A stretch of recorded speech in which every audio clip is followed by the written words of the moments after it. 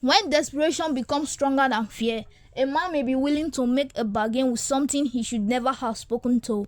This is the story of a man who borrowed tomorrow, and the price of that tomorrow was someone else's life. The night was heavy with the smell of burning herbs and damp earth. Inside a small thatched hut, a 7-year-old boy named Chidi lay on a mat from woven grass. His body was burning with fever.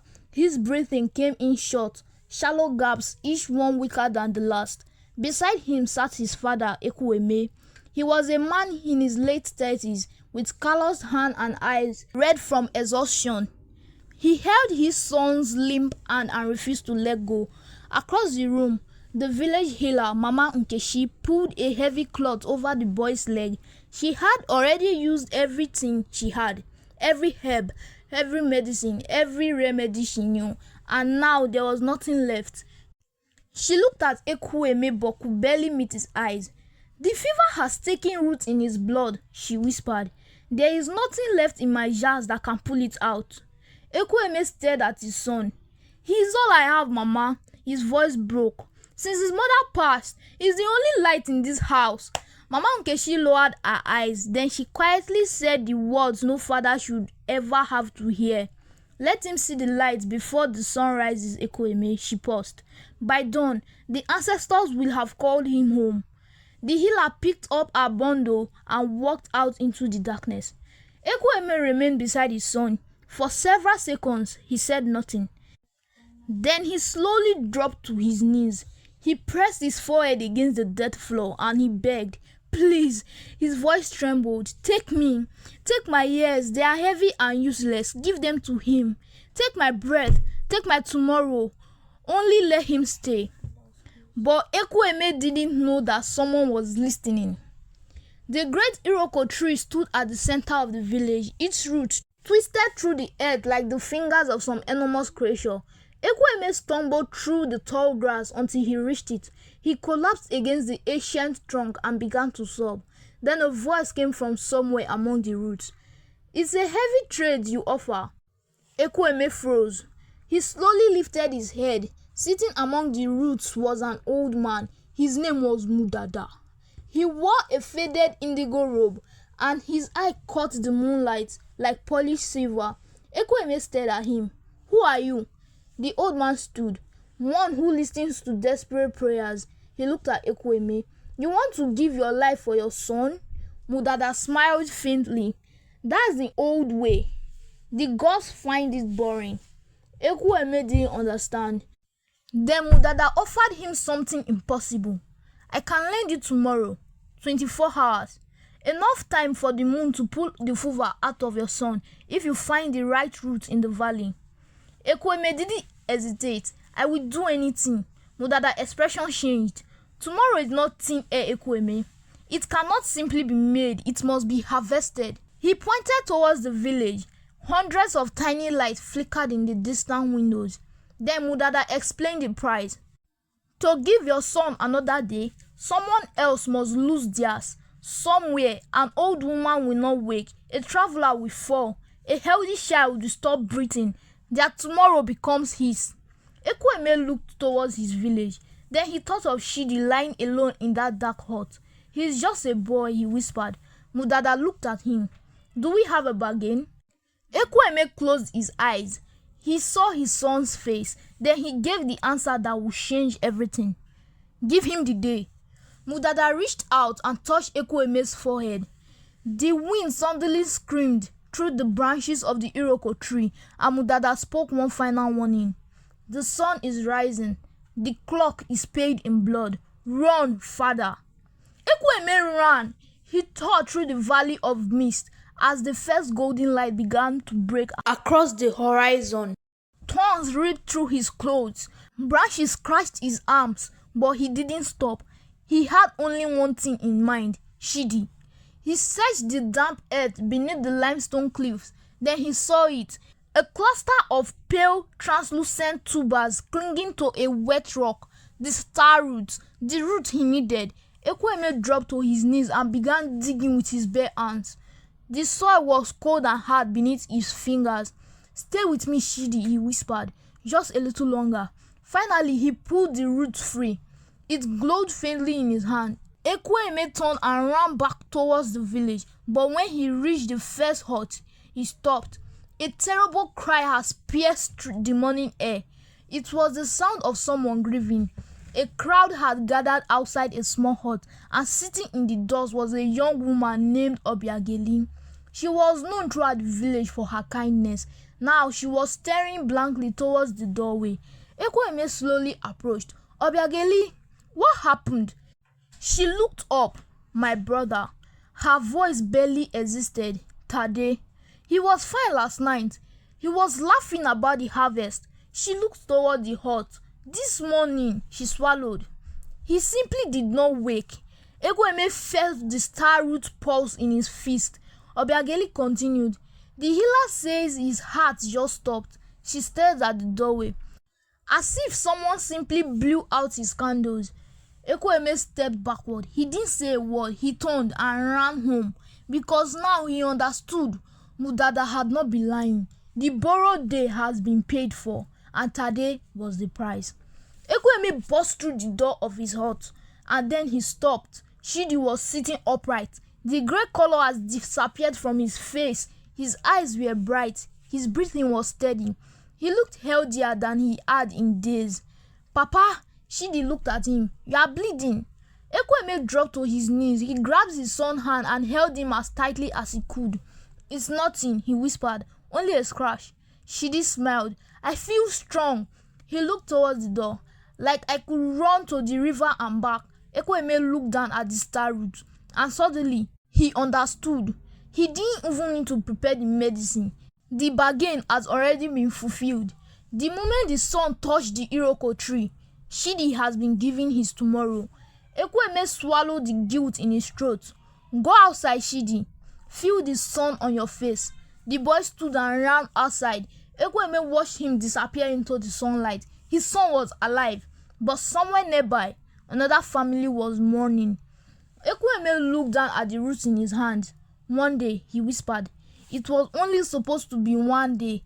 But that night, he returned to the Iroko tree, and he had one thing to say to Mudada. Take it back. My son is well, but a man is dead. I cannot keep this trade. A low chuckle came from behind the tree. Mudada stepped out from among the roots, but something about him has changed.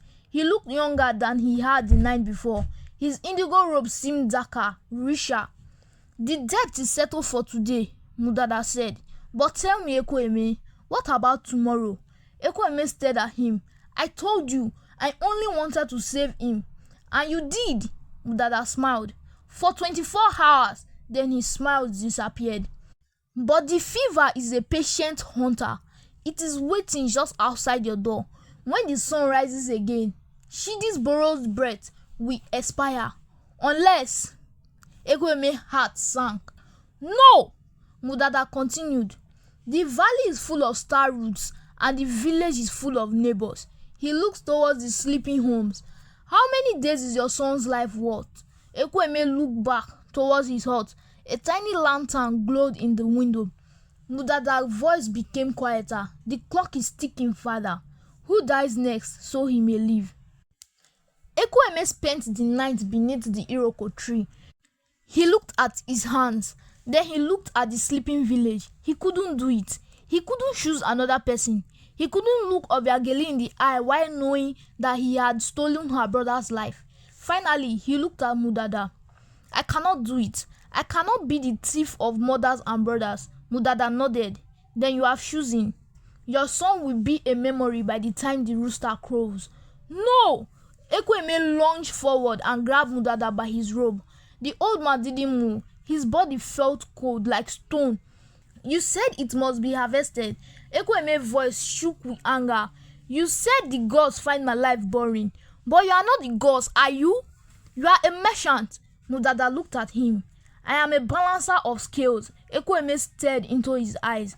Then he made another offer. Then balance them with me. You want a tomorrow? Take all of mine. Not one day, not a piece. Take every breath I have left and give it to him. Mudada smiled. You would end your story today so his can reach the final chapter? Ekwueme didn't hesitate. Yes, My years for his, my strength for his. Let the fever take me and let the life in my blood flow into him until he is an old man. Mudada reached towards his chest. A faint silver light began to glow between them. A life for a life. A father's sunset for a son's high noon. Mudada smiled. It is a rare vintage of sacrifice, Ekwueme. Very well. Ekwueme suddenly felt an icy chill move through his body. His knees buckled, his vision blurred. But before he fell, he had one final question. Will he remember me? Mudada looked down at him. He will remember a father who loved him more than the sun. The silver light expanded. It swallowed Ekwueme. It swallowed the tree, the grass, the sky. Everything disappeared into white. The next morning, Chidi woke to sunlight. He stretched his arm. He felt stronger than he had ever felt. He looked around the hut. Papa! There was no answer. The mat where his father usually slept was empty. On the wooden stool beside the oil lamp sat a single dried star root. Chidi walked towards the doorway. Outside the village was waking. As he stood in the sunlight, he felt something strange in his chest, a warmth, almost like a second heart beating alongside his own. He looked toward the great Iroko tree. A single indigo leaf drifted through the air. It landed at his feet, and his father was gone. 25 years passed. The village became a bustling town. Traditional market stores stood beside modern vehicles, and in the center of it all stood a large stone university. Chidi was now 32 years old. He stood behind a podium in a tailored linen suit, speaking to a crowd of students and faculty. Behind him was a brass plate, the Ekwueme Institute of Medicine. Chidi looked across the crowd. We do not just heal the body, we preserve the future. Every life saved is a story allowed to continue. He paused. My father taught me that, though I only knew him in my dreams. The crowd applauded. Chidi stepped away from the podium. He was wealthy, respected, and healthy. His father's sacrifice had given him a life, and he had spent that life saving others. But there was one thing Chidi never knew. He never knew exactly what his father had paid. That evening, beneath the same ancient Iroko tree, a young mother named Adana sat on the ground. She held her little daughter Ife. The child was shaking violently. Her skin was pale. Her breathing was weak. Adana cried as she held her. Please, I have no money for the doctors at the institute. I have nothing but her. Then a voice came from among the roots. The institute is for those with time. You are out of time. Adana looked up, and there he was, Mudada, sitting beneath the Iroko tree. He looked almost exactly as he had 25 years earlier, only his robe changed. It was now a deep shimmering violet. Adana stared at him. Who are you? A doctor? Mudada smiled. I'm a merchant of moments. Your daughter's candle is flickering, Adana, but I can relight it. Adana held Ife tighter. How? I will give anything. Mudada looked at her. I heard those words once before. A man named Ekwueme. He bought a tomorrow for his son. Mudada pointed towards the distant lights of the institute. Look at the boy now, a king of medicine. Adana looked towards the university. Then Mudada told her the price. But the cost is always the same. To give her a day, someone else must lose theirs. Perhaps that old man sleeping by the fountain. Perhaps the baker's wife. Adana looked at the sleeping town. Thousands of people. Thousands of life. She shook her head. I cannot choose who died. I don't even know them. Mudada smiled. That makes it easier, does it not? If you do not know the face, the scream is quieter. Adana's eyes filled with tears. No, it's a life. How can I take a life to save one? Mudada looked at her daughter. Ekwueme didn't just take a life. Eventually, he gave his own.